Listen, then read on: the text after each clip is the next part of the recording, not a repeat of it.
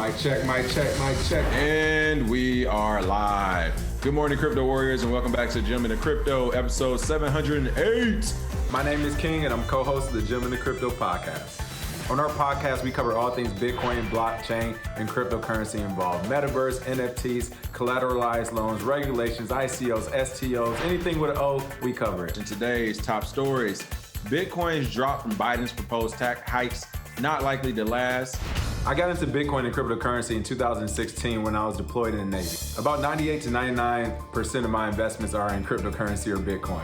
There is no boss of Bitcoin. The US dollar is printed by a private company. It makes you take a hard look at our monetary system. Bitcoin and cryptocurrency will enable everyone to become their own bank. People, it's a new global currency. Being a black person in cryptocurrency is important for myself and my community. This shows myself and others like me that you don't need to wait for permission to do anything. If you actually take my advice, these are the times to trade. By investing in Bitcoin and cryptocurrency, those who have experienced systemic racism, like black people in America, we can level the playing field, the have and have-nots. Bitcoin has enabled me to become more autonomous and has empowered my life. We'll see you all Sunday with some more crypto news and Q&A. Cheers. Tell me how this levels the playing field between haves and have-nots. Well, you don't have to ask for permission for anything anymore. Bitcoin, since it isn't ran by a third party, a bank, institution, or a government, I don't need permission for a home loan. I don't need permission for any type of capital thing at this point.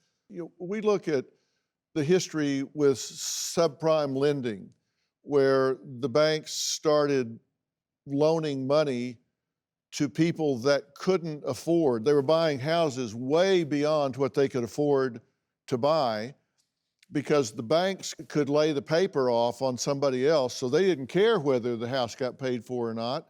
And then the banking industry went belly up and people got in trouble. Is that a good thing that people don't have to answer to anybody?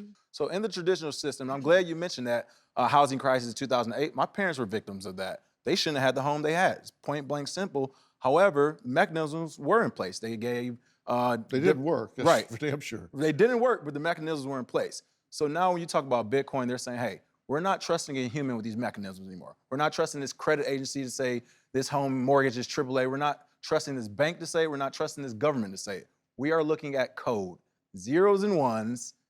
This is what the code says. This is the algorithm. This is the way it works. You either have the money or you don't. If everyone had Bitcoin when the housing crisis first happened, two things would happen. First of which, they wouldn't be able to afford the homes because literally you could just look at someone's wallet and say, you don't have enough Bitcoin.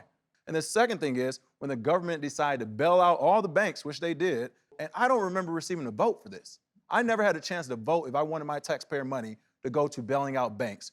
So you're saying there's a natural control built in because you either have the Bitcoin or you don't. Exactly. If you're a have-not, you don't have $60,000 to buy a Bitcoin or $180,000 to buy 3 Bitcoins. How does that level the playing field?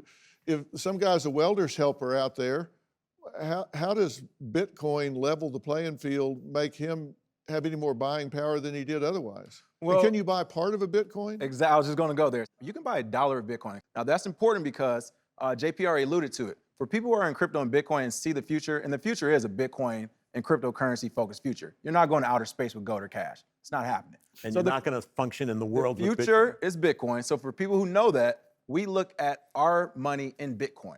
We don't say how 40,000 you lost money. There will only ever be 21 million Bitcoin. It's a scarce asset. Which is deflationary. It's a scarce asset. There will only ever be 21 million. So that means it doesn't matter if you have a whole 50K worth right now or $1 worth. When it's all said and done, and Bitcoin is one Bitcoin is one Bitcoin. One Bitcoin doesn't equals $40,000. The fiat, the cash, that's the cash going up and down because we keep printing money every year. So one Bitcoin equals one Bitcoin. You either have one or you don't. It eliminates some old white guy sitting behind a desk judging your happy ass when you come in to get a loan. It eliminates anyone judging me for anything in far as capital. Yeah, so you don't have to go he's not going to be able to buy the house because nobody's going to give him a mortgage. That's a lie. There's plenty of people selling their houses for Bitcoin. I know many people? I'm in Los Angeles. Come on. I know plenty of people selling houses for Bitcoin. Do you have a story or a question for me? Click the link in the description and tell me what in the world is going on.